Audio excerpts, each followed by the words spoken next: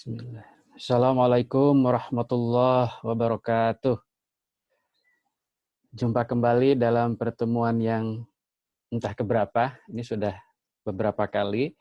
Mahasiswa sekalian, kali ini kita akan membahas salah satu model pembelajaran inovatif. Saya juga tidak bisa menghitung udah berapa model pembelajaran inovatif yang sudah kita pelajari bersama. Namun kali ini saya ingin perkenalkan satu model inovatif yang lain sebagai inspirasi untuk kita semua dalam melaksanakan pembelajaran. Nah, model inovatif ini saya kira cocok dengan kondisi sekarang di mana kita sedang menghadapi pandemi coronavirus disease 19, dan ini cocok juga kita gunakan untuk melakukan satu proses pembelajaran dari rumah. Nah, ya. Apakah model pembelajaran tersebut? Mari kita saksikan bersama-sama.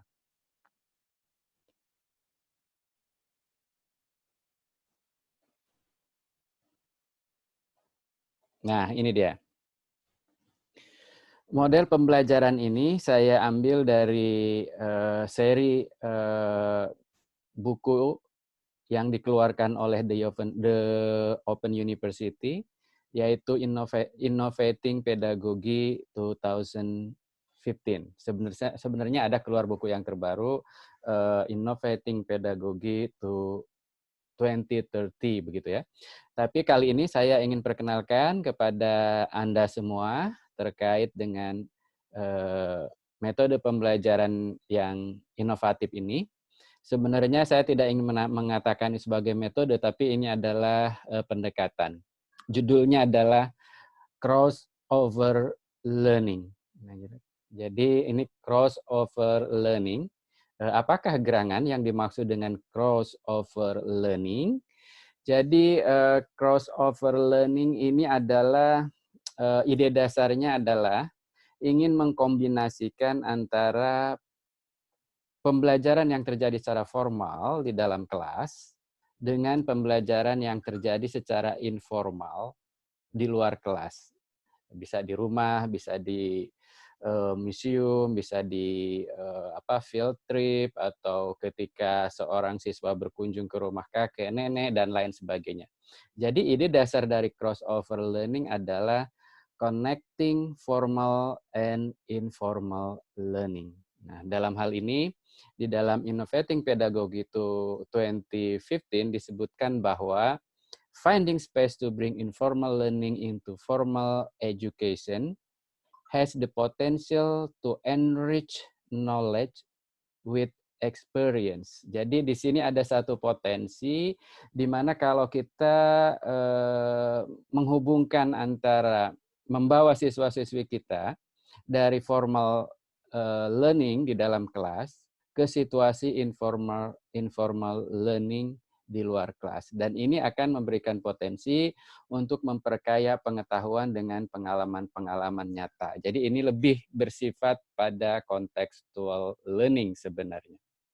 Nah, dan juga crossover learning kalau kita lihat di sini, connecting formal and informal learning, berarti ini juga sangat relevan dengan teori connectivism. Gitu ya. Oke.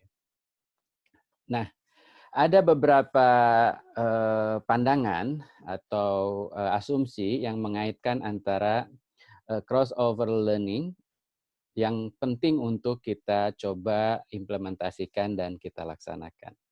Pertama, crossover learning memandang bahwa belajar itu bisa terjadi lintas setting dan konteks dalam satu ekosistem belajar. Artinya di sini pendekatan crossover learning ini ingin mengajak kita untuk yang namanya proses pembelajaran itu tidak melulu hanya terjadi secara formal di dalam kelas, tapi bisa juga secara informal di luar kelas dan harus kita kombinasikan gitu ya. Kemudian yang kedua, crossover learning ini dapat membantu siswa-siswi kita untuk mengaitkan pengalaman yang dia peroleh gitu ya, pengalaman yang dia peroleh di luar sekolah di luar sekolah ke dalam secara keseluruhan ekosistem pembelajaran dia. Artinya bisa saja dia mengaitkan pengalaman di luar sekolah dengan apa yang dipelajari di sekolah atau sebaliknya. Pengalaman atau pengetahuan yang diperoleh dalam kelas dia kaitkan dengan pengalaman yang terjadi di luar kelas. Kemudian yang ketiga, crossover learning membantu siswa untuk, nah ini ada kata transfer. Nah kemarin ketika kita membahas understanding by design, itu ada salah satu hal di mana ujung-ujung understanding adalah ketika siswa dianggap sudah understand something, itu ketika dia sudah dapat melakukan transfer. Artinya menerapkan apa yang telah dia pelajari, apa yang telah dia kuasai ke dalam konteks yang berbeda atau hal yang baru.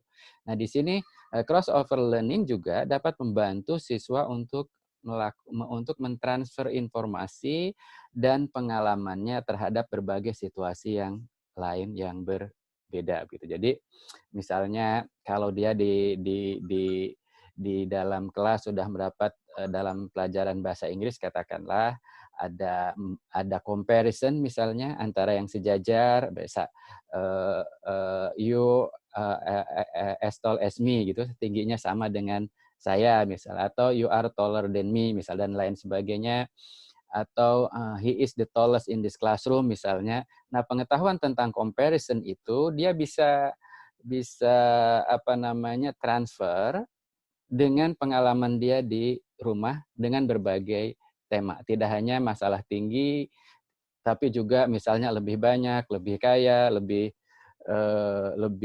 apa namanya, lebih baik dan lain sebagainya, tapi dalam konteks kehidupan sehari-hari di rumah dia bisa terapkan pengetahuan dia tentang comparison, nah gitu untuk pelajaran bahasa Inggris itu di luar kelas.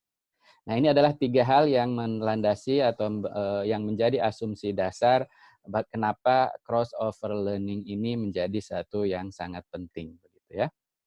Nah, kalau kita lihat langkah-langkah yang terkait dengan crossover learning, ini originally aslinya begitu ya. Aslinya ini tidak dalam konteks coronavirus disease 19, tapi aslinya ini dalam konteks pembelajaran di kelas, menghubungkan apa yang terjadi di kelas dengan yang di luar kelas dan sebaliknya. Aslinya ini ada tiga langkah, ya 3 langkah. Yang pertama adalah guru melakukan apa namanya mempropose and discuss a question in the classroom. Jadi guru melakukan apa namanya mengajukan satu pertanyaan dan mendiskusi pertanyaan. Ini kalau ngacu kepada teorinya Soleh yang kemarin kita bahas, ini adalah big questions gitu ya. Jadi melakukan big questions. Jadi guru mengajukan pertanyaan, kemudian langkah kedua adalah explore that question on. Nah, jadi kalau dalam aslinya adalah setelah itu apa yang telah diskusikan di kelas, kemudian siswa melakukan satu katakanlah field trip ke museum atau ke satu tempat tertentu, kemudian dia akan mencari jawaban terhadap apa yang telah diskusikan itu di tempat field trip tadi, misalnya di museum atau misalnya di taman atau misalnya di mana. Kemudian dia mengumpulkan data dan membuat catatan dan bukti-bukti lain gitu ya. Nah, ini sama seperti kalau di model Soleh itu adalah masuk pada tahap inquiry gitu ya. Kemudian langkah yang ketiga adalah siswa balik lagi ke dalam kelas, kemudian mereka membagi temuan-temuannya, kemudian menjelaskannya dalam kelas, mendiskusikannya di dalam kelas, baik secara individu maupun secara kelompok. Itu langkah asli ya dari apa namanya crossover learning. Nah, dalam konteks kali ini ketika kita harus terpaksa teach from home dalam rangka coronavirus disease 19 ini, maka kita tidak memungkinkan melakukan satu proses pembelajaran di dalam kelas. Nah, oleh karena itu langkah-langkahnya juga sama. Langkahnya adalah propose and discuss a question through any communication tools. Nah, di sini terserah para guru nih mau mempropose and discuss questions-nya melalui tools apa. Apakah melalui tools sosial media misalnya WhatsApp group begitu ya, atau mungkin melalui SMS, atau mungkin sewaktu-waktu guru ketika melakukan video conferencing yang tidak terlalu lama-lama dengan siswa-siswi, melakukan propose, discuss, and questions. Kemudian setelah itu menuntut siswa untuk melakukan sesuatu di rumah. Jadi explore that question at home. Bisa saja siswa-siswi itu akan mengumpulkan foto menggunakan handphonenya sendiri, atau membuat video, atau membuat catatan, atau merekam suaranya. Hal ini biasanya diberikan kebebasan kepada siswa-siswi kita untuk melakukannya. Kemudian dia tuangkan dalam bentuk apa misalnya, slide presentasi, dan lain sebagainya. Nah, ini yang kita arahkan, dan ini terjadi di rumah pada langkah 2. Tentu saja pada langkah 2 kita akan berikan waktu untuk siswa-siswi kita untuk mengerjakan hal tersebut. Nah, setelah itu siswa diminta untuk melakukan sharing dan publish. Jadi publish hasil yang dia telah lakukan itu dengan berbagai communication tools, yang dalam hal ini dianjurkan adalah communication tools yang mereka pilih sendiri. Artinya ada otonomi bagi siswa-siswi kita bagaimana mereka akan mengkomunikasikannya. Misalnya mereka telah membuatnya dalam bentuk slide presentasi, mereka komunikasikannya kepada guru dengan ngirimnya melalui WhatsApp. Atau mereka telah buat dalam bentuk video, mereka akan komunikasikan dengan guru dan temannya melalui Instagram atau melalui Facebook dan lain sebagainya, begitu ya.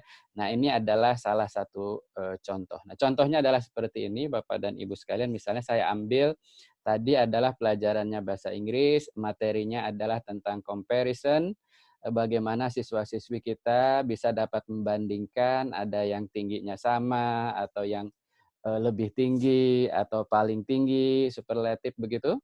Nah, kemudian setelah dibahas, anak-anak diberi kesempatan untuk membuat satu cerita yang di dalamnya mengandung unsur comparison, dan memberikan waktu kepada mereka untuk melakukan itu yang ada di rumahnya.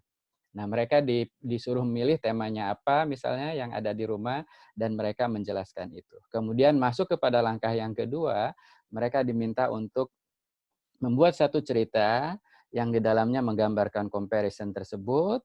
Nah, terserah anak-anak mau pakai foto, mau pakai video, atau mau bentuknya nanti mereka akan melakukan tanya dan jawab dengan adiknya atau dengan orang tuanya dan lain sebagainya. Semua yang ada unsur-unsur yang ada di rumah bisa dilibatkan. Gitu ya. Kemudian berikutnya setelah masa waktu selesai, nah, mereka diminta untuk melakukan share dan juga publish dengan cara mereka sendiri. Nah, gitu ya.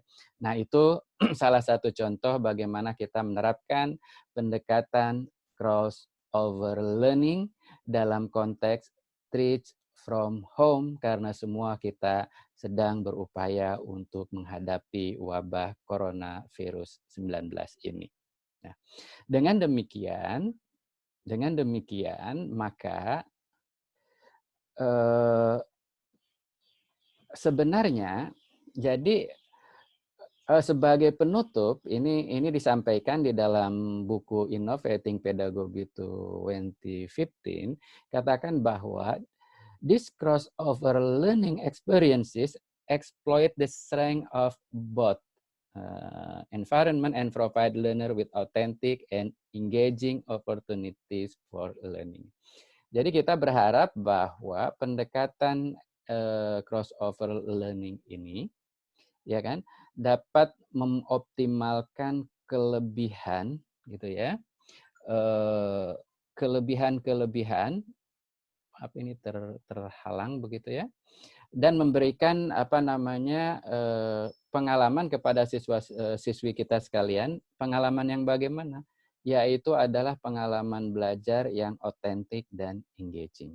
Nah, oleh karena itu, pada tahap 1, questions atau discussion yang diberikan oleh guru itu sebaiknya adalah sesuatu yang sangat menantang, sesuatu yang otentik, tapi jangan lupa sesuatu itu adalah memungkinkan untuk dilakukan oleh siswa-siswi kita, gitu ya.